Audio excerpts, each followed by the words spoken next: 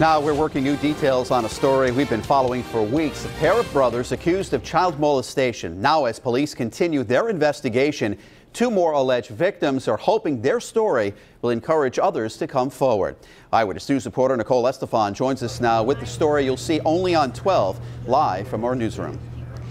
Well, it is important to note that the two men we spoke with are making allegations that do not relate to the pending criminal charges, but they do say they are victims of Richard Perry, and they're coming forward now to help victims of sexual abuse.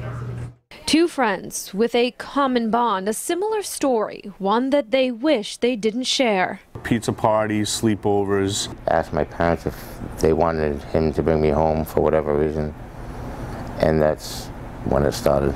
That day? That day. Jim Phillips and Rick Lombardi tell us about abuse they allege happened at the hands of this man, Richard Perry. He was recently charged with 5 counts of child molestation. Those charges do not include Lombardi and Phillips as the victims. They say they met Richard Perry through youth sports in Bristol. He gained my trust pretty quickly. Both men, who say they have given statements to police, allege the abuse happened more than 30 years ago.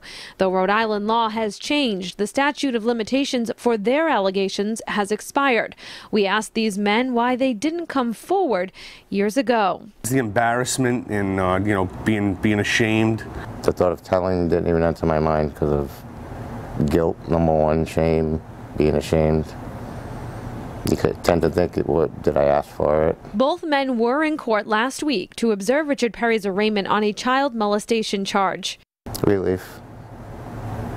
Definitely relief for me. These men say there are no number of years that can make up for the loss of innocence, but they hope if Perry is convicted, he will spend the rest of his life behind bars. So as long as he's in jail, he can't hurt anybody else. I'll never be free of the memories, so I don't feel he should be free at all. Regarding their own claims of abuse, they may never be investigated or proven.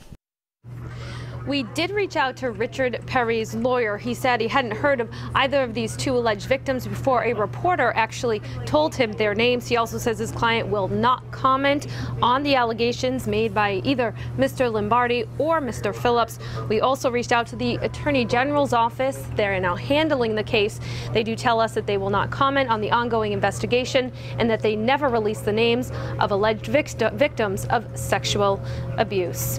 In the newsroom, Nicole Estefan, Eyewitness News.